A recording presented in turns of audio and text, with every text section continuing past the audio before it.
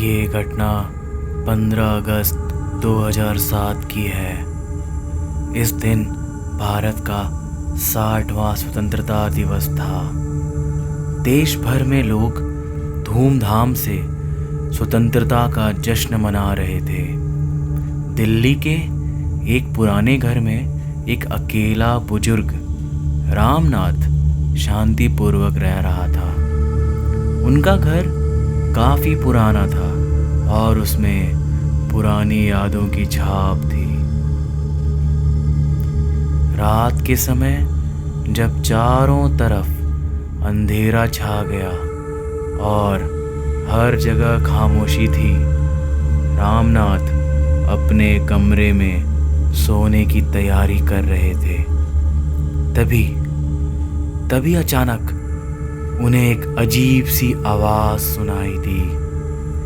पहले उन्होंने सोचा कि ये उनका वहम होगा, लेकिन आवाज़ धीरे धीरे तेज होती गई। ऐसा लग रहा था जैसे कोई उनके घर में चल रहा हो। रामनाथ ने हिम्मत करके घर का दरवाज़ा खोल कर देखा, लेकिन वहाँ कोई नहीं था। फिर उन्होंने सोचा कि शायद यह बिल्ली होगी। उन्होंने दरवाज़ा बंद कर दिया और बिस्तर पर लौट आए।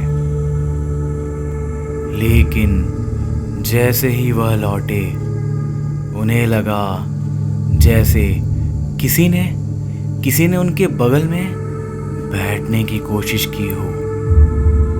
ठंडा एहसास और भारीपन महसूस हुआ। उन्होंने डरते हुए आंखें खोली और देखा कि उनके पास एक साया बैठा हुआ है। वह साया धीरे धीरे और स्पष्ट और अच्छे से होता गया और एक आदमी की शक्ल में बदल गया। वह आदमी कोई और नहीं बल्कि उनके पुरखे थे, यानी कि उनके पूर्वज, जिन्होंने 1947 में आज़ादी की लड़ाई में अपनी जान गंवाई थी। वह रामनाथ को घूर रहे थे, मानो कुछ कहना चाहते हों। उनकी आंखों में गहरी पीड़ा थी। अचानक वह साया चिल्लाया और रामनाथ के कमरे में सभी चीजें इधर उधर गिरने लगीं। रामनाथ का दिल जोर जोर से धड़कने लगा और उनकी हालत खराब हो गई। वह बेहोश हो गए। जब अगली सुबह रामनाथ के रिश्तेदार वहां पहुंचे तो उन्होंने रामनाथ को बेहोश पाया और कमरे का सारा सामान बिखरा हुआ था। रामनाथ को होश में लाया गया, लेकिन वह उस घटना के बाद से कभी ठीक नहीं हुए। यह घटना आज भी उनके परिवार वालों के बीच एक रहस्य बनी हुई है।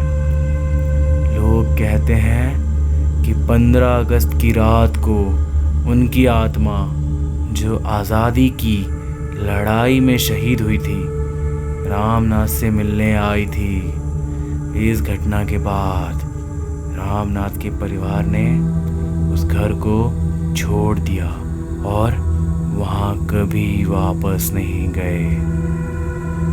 क्या आज भी 15 अगस्त की रात को वह आत्मा वापस आती है?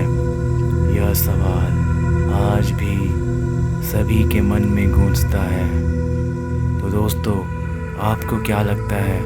आप कमेंट करके ज़रूर बताइएगा। तब तक के लिए मिलते हैं एक और नई सच्ची घटना के साथ। अगर आपको ये घटना अच्छी लगी हो तो वीडियो को लाइक ज़रूर कीजिएगा और सच्ची घटना को अपने मित्रों और दोस्तों के साथ शेयर ज़रूर कीजिएगा। मैं आपका दोस्त प्रकाश मिलता हूँ आपको एक और नई सच्ची घटना के साथ। तब तक तक के लिए